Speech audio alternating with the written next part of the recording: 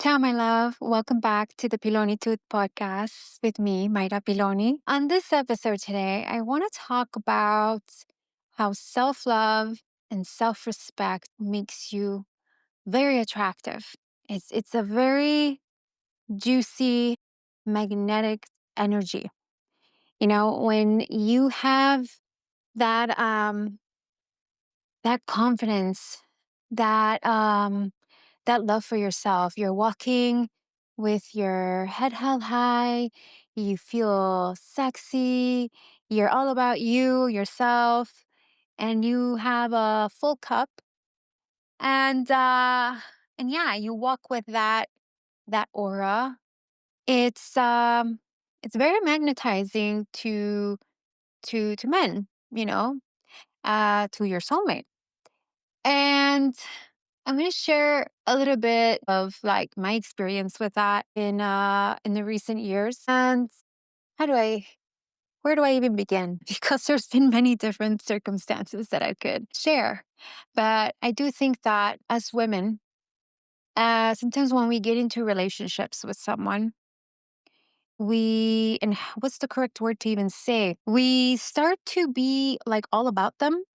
Like we forget ourselves. We forget to be, you know, focus on our purpose, also our purpose. We like we put all the energy and the attention on them. Like they're the only ones. The person you're with is like the only thing you see.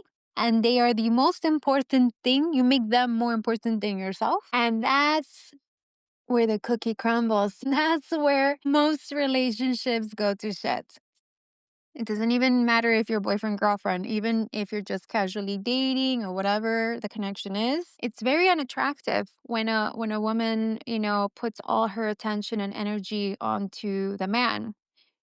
And again, back to what I said, when you love yourself and you're very confident, and a lot of the times you know, relationships begin when you're in that energy because you are loving on yourself and they're like, "Damn, I like that girl. She's she's sexy, she's powerful, she's confident." And even if they don't know why they're attracted to you, they can feel it. They can feel this very mamma mia magnetic energy about you, which is your self-love and your self-respect.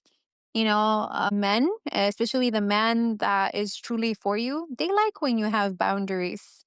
They like when um, you know, honor yourself. When you're like, nope, that doesn't work for me, or this is, what I like, and this is how it is, or whatever it is.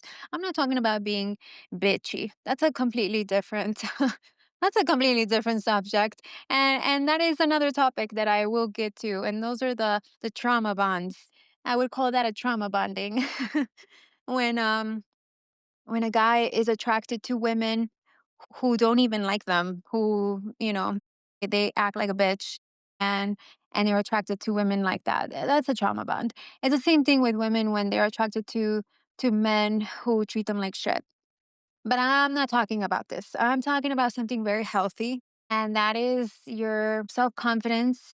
And when you're focused on your mission, so you're working on your career or your arts or your whatever it is that you do that you're here to do and that you feel called to do. Is just so magnetic and attractive and sexy, especially to the right man.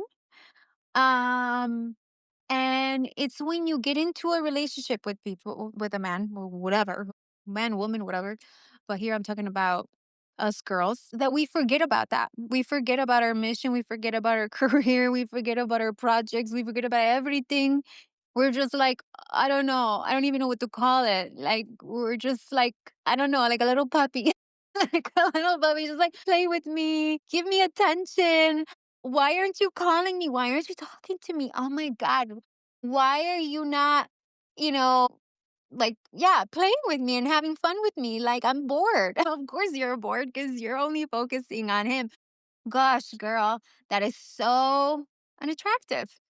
And I've learned this. Trust me, I'm talking from experience. I'm not here to burst your bubble, just for the hell of it. I'm saying it because I've done it. I'm not here to talk about things that I have not experienced or I don't have experience in. Everything I talk about is because I have lived it and I have a lot of wisdom in something I have a lot of wisdom in the past, and I'm gonna go only as far as 5 years.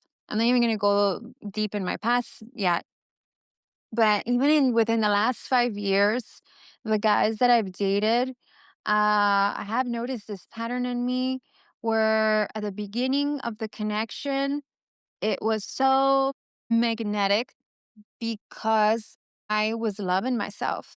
I was in that energy of like my independence and doing stuff for myself. Like I've always been a woman who takes care of herself and loves being, you know, in worship of herself. I've always been devoted to myself and worshiping myself and being in this lovey-dovey energy of goddess energy.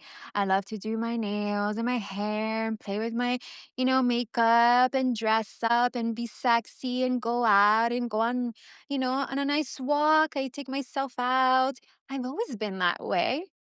But I have made the mistake that when I get into a connection with someone, I become very attached right away and I put them on a pedestal and then I'm all about them and I focus only on them and then I forget about myself. Like I lose myself in these connections. I don't know. You can say that these connections were maybe not healthy connections, they were karmic. They were people who came into my life only to teach me lessons, and of them is self-love and self-respect, right? And yeah, it's just interesting because gosh, I'm trying to pick and choose which story to even share with you because there's so many different people I've dated, and I don't even want to say date. And I think that might be another episode. Maybe I'll share it in this one. I don't really date. Like when I say date, I mean like, oh, let's go on a date with multiple men and see which one I like. No, I know I never do that. I've never done that. That's not really my thing. The guys I've had connections with in the last 5 years were men that I had a very intense kind of soul connection with. So I know that they were meant to come into my life. And there is something very magnetic about the connection with these men. We met in a very faded way. I want to say that all of them, I met them in person. They are not people that I met online. I don't do online dating. I don't do apps. I don't dating apps. I don't do that shit. No judgment for those who do. I'm just saying that for me, it's not for me. It's not something I do. For me, I've always let fate, God, the universe, the divine beloved, lead me to the person that I'm meant to meet in this moment. And there's a reason why I'm meeting this person because in that moment we are aligned and there is some sort of soulmate energy connecting us and it's intense. Like this is not I've met many other people who would come up to me, they're attracted to me, they find me very attractive, but I like don't pay attention to them. Like, that happens a lot. I've had instances like in the summer, I'd walk in the city and I'd have a lot of guys come up to me, try to, you know, date me, take me out. And I would just kind of ignore them or just not talk to them or whatever it is. Like maybe I'll just like cordially, or what's the word? Like I will speak to them in that moment, but then I won't go on a date with them because I don't want to waste their time because this is not really my thing. My thing is if I immediately sense that there is only like a friendship vibe, maybe I'm just interested in them intellectually. Maybe it's just I could tell. My soul can feel it that there is nothing romantic. I don't find them maybe even sexually appealing or attractive to me. And I think I mentioned this in my last episode, where a lot of them people that we date romantically have a similar look or a similar essence to your true soulmate. So there's nothing wrong with being physically attracted to a certain type of person. So if a lot of people come up to you and they're not that ideal person that you find very attractive to you, of course you're not going to pay attention to them. Your soul knows who your soulmate or your soulmates are. So even if 100 men come up to me, if none of them are my soulmate, I'm not gonna pay attention. I'm not gonna waste my time. I've always been that way. I'm a Scorpio. So I like to be with people that I feel a deep, intense, past life connection with. And all my boyfriends and romantic partners that I've had, there was karma between us. I know it. And even now, after my years of studying astrology, I can go back and actually see that it is that it was that they were people that I've known in a past life, that we've have karma together, and that we were supposed to meet again in this life because there was something we needed to play out. Whatever the lesson, karma, whatever the love story that was, had to play out. So I don't casually date. And again, I don't really like to just go on one of those casual dates where I'm just trying to get to know someone. No. If I go for coffee with someone, that's a friend. Like, I see you as a friend. I would never go with a guy that I find like sexually, that there is something between us. I would never out with them for just coffee. So that's another thing. And every story I've had with a romantic partner has started in a very different kind of way. So I can't even share how I would normally get to know them because every single story has been a little different. But to get back to my point of this episode, I noticed that yeah, like at the beginning of the connection, they would be obviously very attracted to me. They would even say that they felt that I was their soulmate, that they could marry me, that they wanted to have children with me, that I'm their dream girl. Gosh, I've heard this like millions of times. But even within the the men I've had serious relationships with, very intense connections with, they've all felt this way about me. But somewhere down the line, I would lose myself in the relationship and I would focus only on them. I would literally forget about my creative projects, about whatever it is that I was doing. And therefore God was like, "Okay, you're not going to pay attention to your sole purpose. Well, I'm going to take this man out of your life." Because especially if you have a very big purpose in life and you feel you're meant to be someone who's meant to help humanity in some way, or you're meant to make a big impact, whatever it is, I think you're going to be cock blocked in love until you answer the call to your calling, and until you put yourself first and love yourself first, and you have that really deep love, like none what's the word I'm trying to look for, and that self love that doesn't shift, it doesn't move.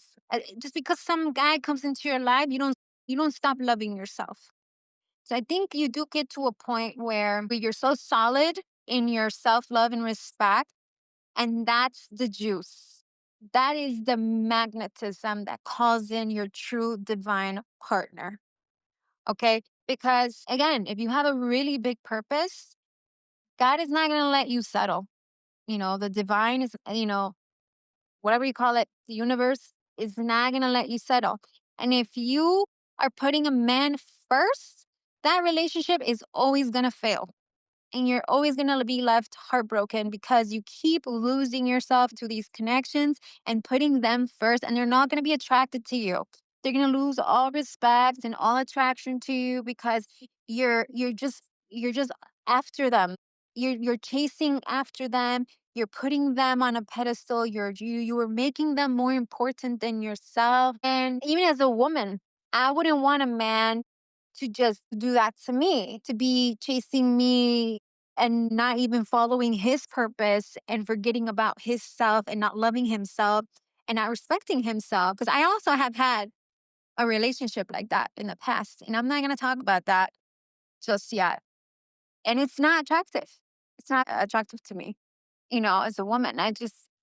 So So yeah, it's a big realization that has come through many different relationships and experiences where yeah, like you have to answer the call to your purpose and start showing up for yourself and be so committed to yourself that when a man comes into your life, he doesn't move you, like he doesn't make you forget all about yourself.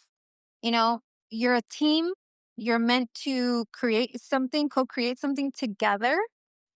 And that's why you call it a divine union, right? You come together and you become even bigger and better. It's not like someone comes in and then you shrink. Come on. That's a big red flag. If you're shrinking and you're becoming less of yourself, that is a big red flag. You're listening to me right now and you're going through something like this. This is your sign, girl. Trust me, last year I went through this situation that if I was listening to this message right now in this podcast, I'd be like, oh, okay. Because I think last year the guy I dated was almost like that finale for me. I mean, I don't want to jinx myself, but I don't have any wood here. I don't want to jinx myself, but I feel like it was the finale to a lot of lessons. And it was like, I recognize that part of me that wants to, prove that I'm good enough, prove that I can heal you, that I can do something for you so that you can love me.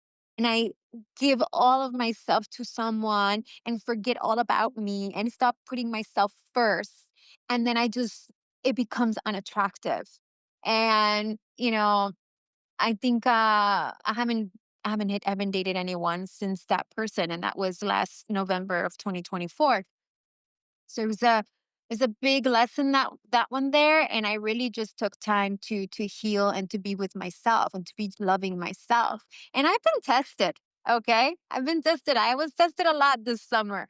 It was quite triggering summer. I don't know. Maybe I'll have to make a separate episode about the summer and the lessons that really come up to try you, to test you, to see if you're really committed to that dream that you have and to burn that little fire under your butt to get you to move and start taking action on your purpose. Like it's taken me a long time to do this podcast. It's taken me a long time to get on YouTube and to start filming videos and start speaking to you. It has taken me a long time, even though this has been a calling of mine for, I would say, 10 years or more. And it took me that long to fucking answer the call, you know? So everything I say to you, trust me, I say it with experience and with my inner wisdom that I've lived. And so this is the way that I would talk to my younger self.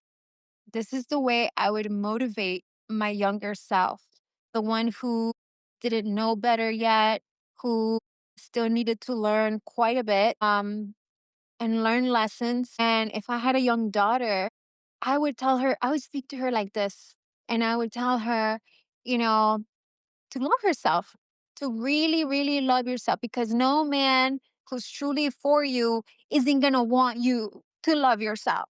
They're actually going to be even more attracted to you.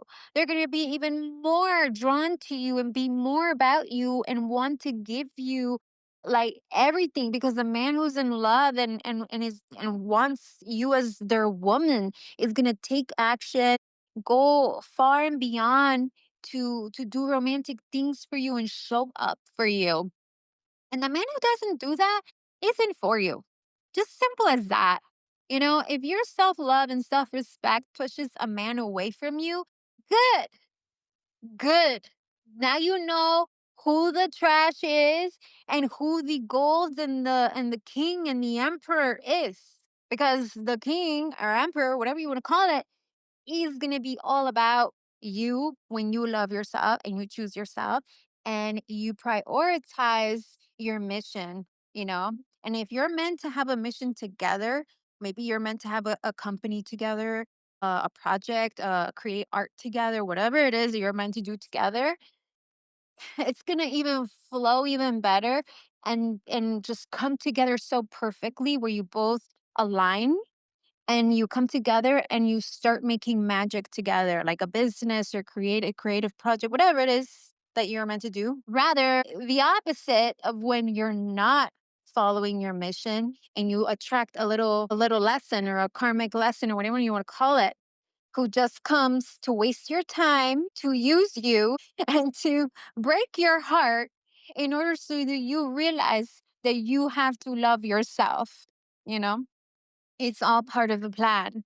And you just got to recognize those red flags. And it does come with experience and with time. Like, there's no judgment. It takes, for some, it takes very little to realize this. And for some, it takes a long time. I mean, I'm 36. So it did take me quite some time. And I do think that it also has a lot to do with your astrology. I do think that with people with Scorpio, Aquarius, Capricorn, who else? What else? Maybe even Virgo, Sagittarius. I feel like those. No, not Sagittarius. I would say Scorpio, Capricorn, Aquarius, and Virgo are going to be the zodiac signs that if you have prominent in your chart or your rising in those zodiacs, you're you're gonna find your soulmate much later in life. You're not gonna be one of those people who gets married very quickly and very soon, because you do have, I think, a much longer journey of lessons and things that you need to kind of go through before you finally meet that divine partner. And I do believe that some of us have a really big purpose. And I do think that the ones who get it very quickly in life, and I don't even want to get too much into this, but I do think that those who get it very quickly in life have more lessons to learn. Yeah, I would say that.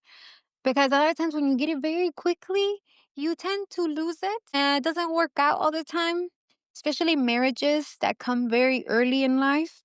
They don't tend to last very long. They tend to be quite karmic in nature. And again, I'm not really going to get into that subject in this episode about, um, you know, our, our, our our marriages, our wealth, our prosperity, our success, and the timing and how that connects to our astrology. I think I'm gonna have to make a different video. I mean, episode, whatever, for you on that one. But yeah, that's all I wanted to say on this episode. I wanted to make it a little bit shorter. And for whoever is listening, and maybe you just needed that little boost or that advice from me. I hope it lands. I hope it resonates, and I hope it motivates you to choose yourself and to keep loving yourself and focus on yourself. And your timing is perfect. The timing of your life is always on time. That person that's meant to be with you, like, you coming together with them is going to happen in the most perfect timing. And when you finally get there, you're going to look back and you're going to be like, ah, thank God. Thank God all those other connections didn't work out for me, because I wouldn't have met you. And all those people and all those lessons led me to you. And it also led you to yourself, to your own heart and your own self-love and respect and value. And yeah, and that's a beautiful thing. That's a beautiful journey. A lot of the times we're always rushing to get to the end goal of getting married and having babies. And of course, for women there is a little bit of a timing with that. But I don't think it's as bad as most people like to, say. Women are very fertile for a very long time. So you could still have children in your 40s, even up to 50s, I would say. Um, but of course, I get it. I get it because I'm 36 and I would love to be a mother now. But I trust my journey in life, and I trust that I am meant to be one. I am meant to be one. I know it in my heart. And if you know it in your heart, then just trust. Trust the path. Keep loving yourself. Keep working on whatever it is that you're working on your projects, on your career. And the right person will meet you right where you're at that glowing, beautiful self that you are. And it's going to be right on time and perfect timing. And yeah, anyway, un bacio. A la próxima.